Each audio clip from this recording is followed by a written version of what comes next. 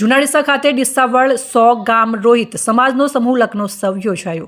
100 ગામ ડીસાવળ રોહિત સમાજ તથા ડીસાવળ રોહિત સમાજ શૈક્ષણિક વિકાસ ટ્રસ્ટ અને સંત શ્રી રોહિતદાસ સેવા ટ્રસ્ટના ઉપક્રમે સંત રોહિદાસ રિસર્ચ સેન્ટર જૂના ડીસા મુકામે દર વર્ષની જેમ આ વર્ષે પણ સમૂહ લગ્નોત્સવનું આયોજન કરવામાં આવ્યું હતું, જેમાં 30 નવયુગલોએ પ્રભુતામાં પગલાં પાડ્યા હતા।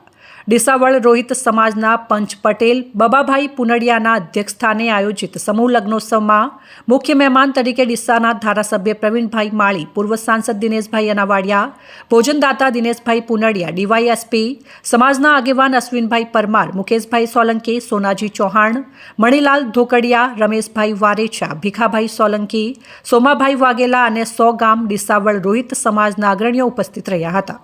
આ પ્રસંગે મહેમાનો અને દાતાઓનું સન્માન કરવામાં આવ્યું હતું। આ સંપૂર્ણ કાર્યક્રમ ડીસાવળ રોહિત સમાજ શૈક્ષણિક વિકાસ ટ્રસ્ટ ડીસા સંત શ્રી રોહિદાસ સેવા ટ્રસ્ટના ઉપક્રમે યોજવામાં આવ્યો હતો।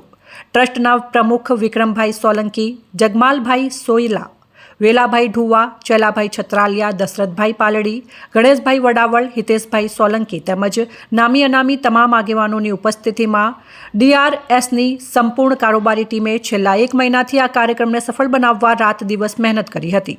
ગામના યુવાનોએ પણ ભારે જહેમત ઉઠાવી હતી। આ પ્રસંગે DRS ટીમ સમાજના તમામ દાતાઓનો ખૂબ ખૂબ આભાર વ્યક્ત કર્યો હતો। समूह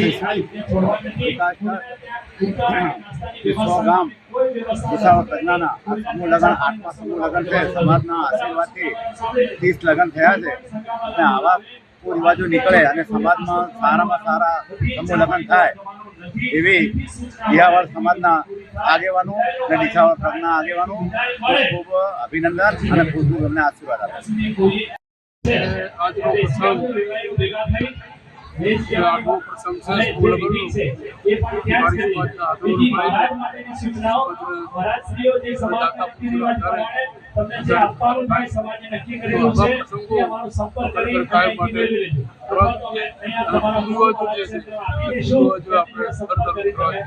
દારૂ છે, ભોજ છે, પછી આ તમાકુ છે, આવા રિવાજો તો ખરેખર બંધ થાય તો ખરેખર આ સારા કાર્ય થઈ શકે। એટલે કે હવે એમ કરીને પણ આપણે અભેગમો મિલાવીને આવા કાર્યમાં જોડાવવું જોઈએ અને આવા કાર્યમાં ન જોડાવો તો પછી તમે ખોટા ખર્ચા શા માટે કરો છો? ખોટા ખર્ચામાં ઉઠી જાઓ અને આ ખર્ચ એક ખર્ચ છે, તમારો કોઈ જાતનું ખર્ચ કરવું નથી, તમે જોડાવો આવા અને આમાં અભેગમો મિલાવીને કાર્ય કરો। આ મારી બરાબર છે।